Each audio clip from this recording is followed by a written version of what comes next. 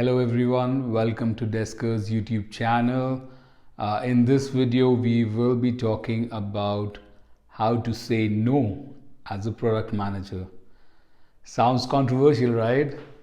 Well, it kind of is. These conversations are never easy.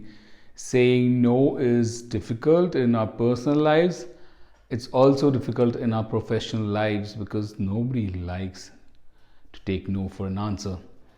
For product managers especially, saying no kind of becomes a part of their job descriptions. Product managers spend most of their time trying to decide what not to do versus what to do. I am going to share with you things that have worked for me in the past decade of working as a product manager. Times I have had to say no, and the things that I've used in order to say no. The first thing that will work for you when you're trying to say no as a product manager is by being a good listener. You must have heard that a lot. People say that all the time.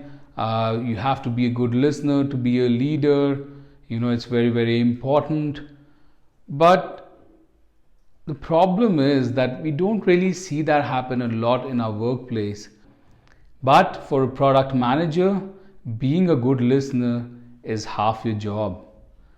Let's look at an example. One of your colleagues from the customer success teams walks up to you and like, "Hey, Saurabh, you know what? Last night I was thinking and I had this amazing idea.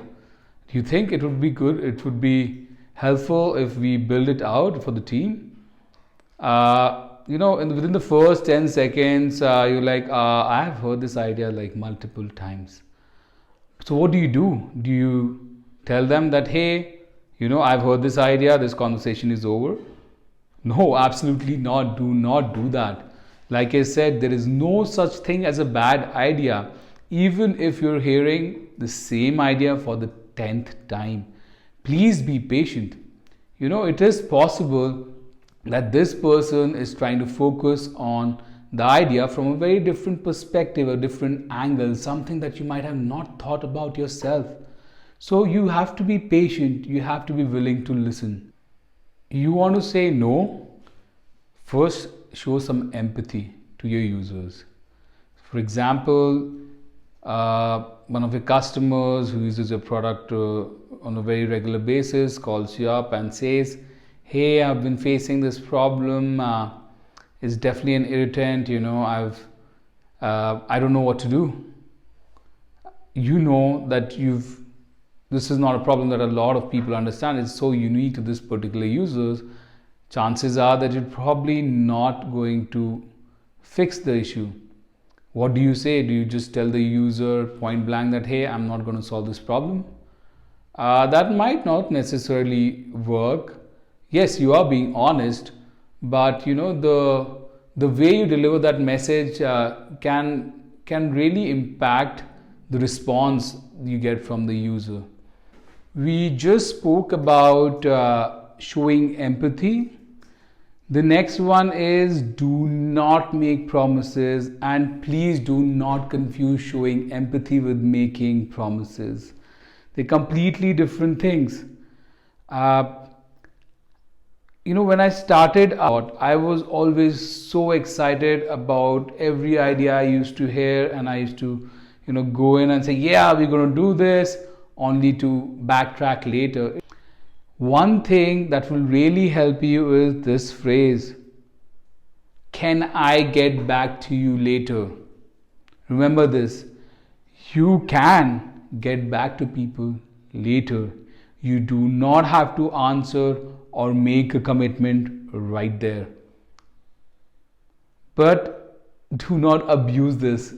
Don't make a habit of saying, "Can I get back to you later?" and not get back to people at all. That will not go down well. But also explain to them why do you need to get back to them later. It's because you need time.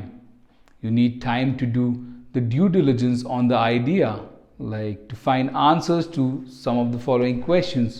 What is the problem this idea is going to solve? It looks like a good idea, sounds like a cool idea, but is it actually going to solve a real problem? How many customers are going to benefit from this?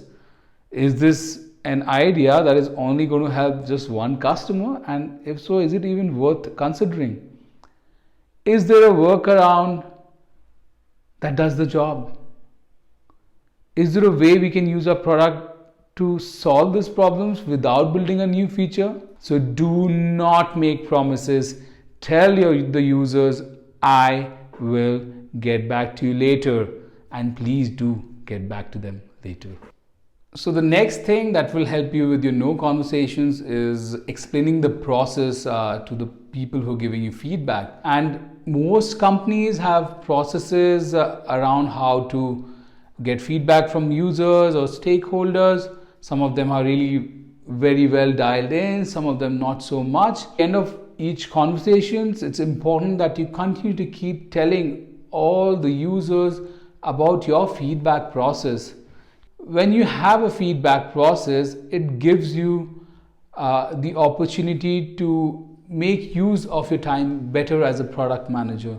So it's important for you to communicate the process that you want to follow in your team to get feedback on all the ideas.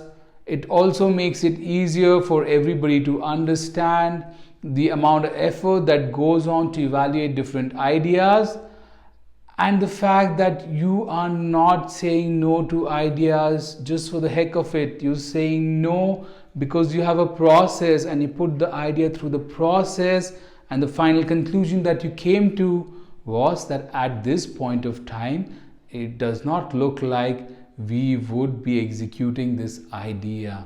So explain the process to your users and help yourself. So the next thing that might help you when you're having these no conversations is by setting expectations. Let's look at an example. You had a product feedback session with your internal stakeholders, got lots of great ideas. You came out of it, it was just an ideation session. 2 weeks later, you get an email, hey, when can we see this update? You have a puzzled look on your face. You like, that was just a feedback session. Feedback doesn't necessarily mean that idea is going to become a part of the product. So you're confused. You're like, what did I say in this meeting that led people to believe that we're actually going to execute on the idea?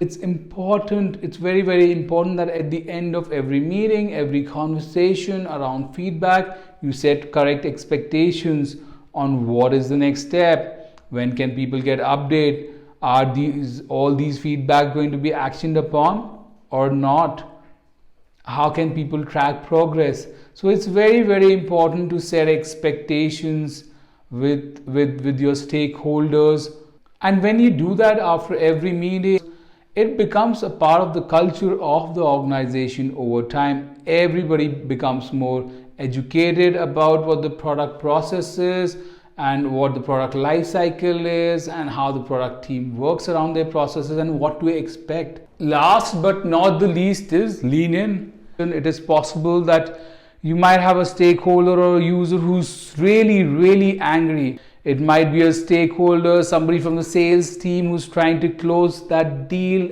It's the end of the quarter and he just needs this small feature that you cannot build. And yet you have to say no to all of them. And the conversation might get ugly.